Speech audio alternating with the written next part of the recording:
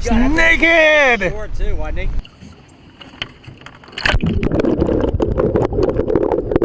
We're at the gas station gassing up on our way down to fish the tidal Potomac.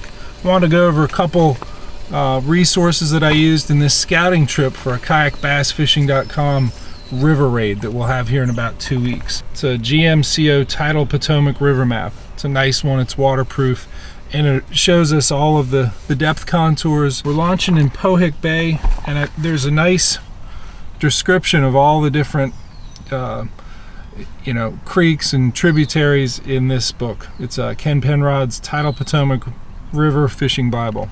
And I did do a good bit of research in terms of just, Googling different locations that I thought there would be. In particular, I was looking for areas that were inaccessible to bass boats. There's a lot of, pressure in the form of bass boats on the Tidal Potomac River. And what I wanted to key in on were those places that the bass boats couldn't get to at low tide, or even at high tide. There's some places that, and I know I've been out there in a bass boat, in a buddy's boat, where we look over and say, man, I wish we could get over right there.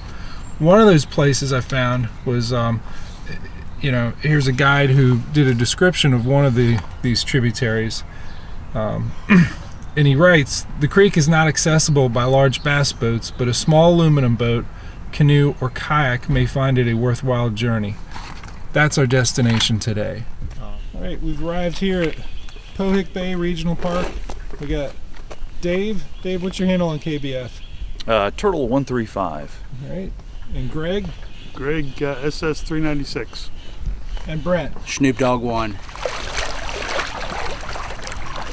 We have arrived here at the tributary that we want to fish. Looks like the creek mouth's right out there.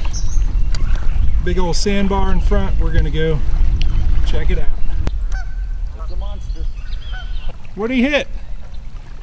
Little Stanley 8-ounce spinnerbait. Tennessee shad. Nice. Single spin. That's a start. Yep. We're just past high tide, so this little creek has been flooded as much as it's going to be. Maximum depth back here approaching 3 feet, maybe a little bit more in the little channel that runs up in here. Whole lot of wood, a lot of laydowns. So far I've thrown a spinnerbait, which is what Dave got his first one on, right in the creek channel, right out in the mouth of the tributary. Tried a Copper's topwater hollow-bodied frog. Tried the new jig, and now I'm working on a wacky rig Senko. All sorts of bait fish here. I'm gonna hop out and see if I can't scoop up a couple of these, get an idea what color the forage is here. Yep, that's a killifish, kind of mud minnow. I hopped out and chased after him with a net. I think I've experienced the same frustration that the bass have. These little mud minnows are hard to catch. I actually saw on one of the little islands a bunch of them scoot out of the way. So they are on average like a tan color with maybe gold fleck. I'm gonna look around and see if I got some mama-chog colored birds in my tackle box here.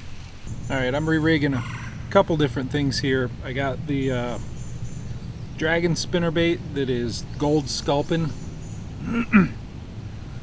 I'm gonna put a large bird that is dark brown, which actually has sort of a gold sheen to it. So I think that should do a good job imitating these little mud minnows.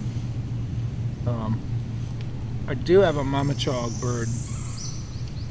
I didn't have the whole pack. I got one of those. Let me give that a shot a little bit later, just the regular sized bird.